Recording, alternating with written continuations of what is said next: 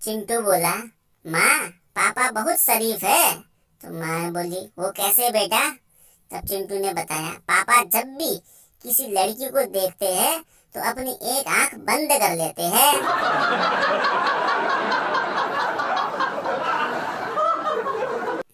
अध्यापिका छात्र से बोली, भूत, वर्तमान और भविष्य काल का एक उदाहरण मैं देती हूँ और एक तुम देना।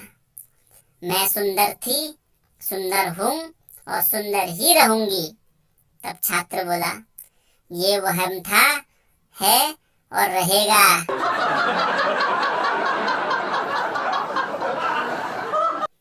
खेत में एक लड़के को बंद गोभी पर अपनी टोपी पहनाते उतारते देखकर खेत के मालिक ने ऐसा करने का कारण पूछा।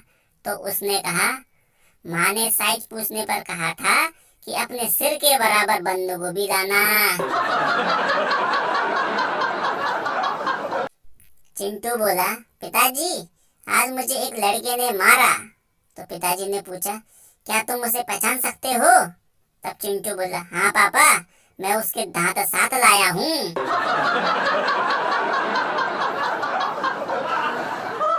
पंडित जी ने पूछा, तो बताइए आप अपने पति के भविष्य के बारे में क्या जानना चाहती है?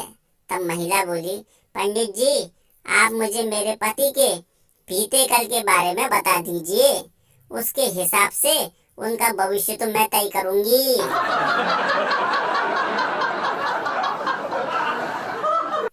अध्यापक ने चिंटू से पूछा, बिजली कहाँ से आती है?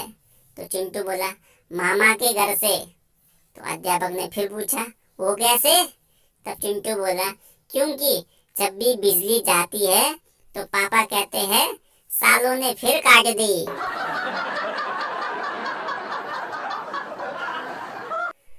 माँ ने बेटे से पूछा, राजू तुमने पापा की चिट्ठी का जवाब भेज दिया?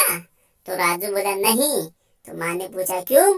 तब राजू बोला, आपने ही तो कहा था कि अपने से बड़ों को कभी भी जवाब नहीं देते।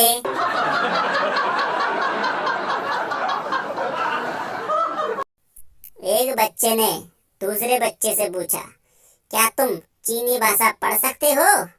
तो दूसरे बच्चे ने कहा, हाँ, अगर वह हिंदी तथा अंग्रेजी में लिखी हो तो।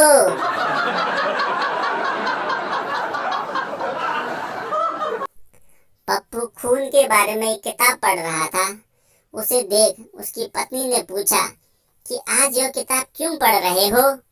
तो पप्पू बोला, आज डॉक्टर ने कहा है कि कल तुम्हारा ब्लड टेस्ट होगा, इसलिए।